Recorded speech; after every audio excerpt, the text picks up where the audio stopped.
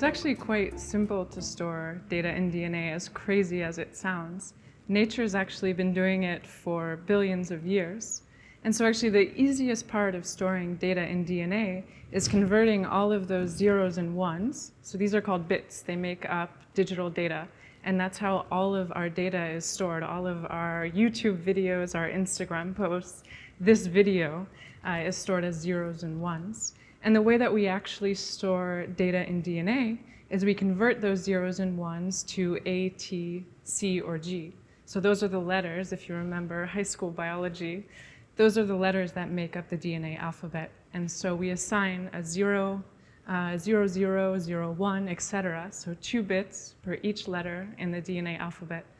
And obviously, storing data in DNA is a little bit more complicated than, say, streaming a video. But the way that we recover data, instead of streaming a YouTube video, is that we have to actually sequence the DNA. So it's a little bit slower, and it's quite a bit more expensive. But I think in our lifetimes, it actually will become a reality. Just like any digital data, you can encode viruses in the DNA sequence. Not just computer software viruses. You could actually encode, since DNA is sort of it's the blueprint of life. You know, it makes us who we are. And there are some harmful organisms, harmful to humans, that if you encoded their DNA, for example, in a file, that these substances could actually become biologically dangerous. Chances are quite slim, but there would be an easy way to prohibit this by screening the molecules that we generate to store the data.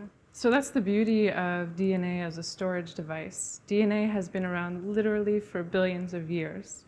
Now, RNA is actually the original molecule. It's slightly different than DNA.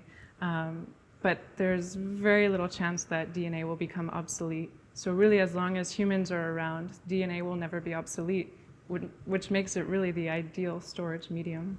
So history has shown that man-made devices, including machines or DNA storage media, really don't measure up to nature.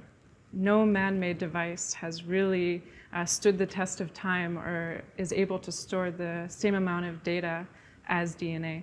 And that's the beauty of using DNA as a storage medium, is that if it goes obsolete, then we humans have much more important things to worry about than storing data.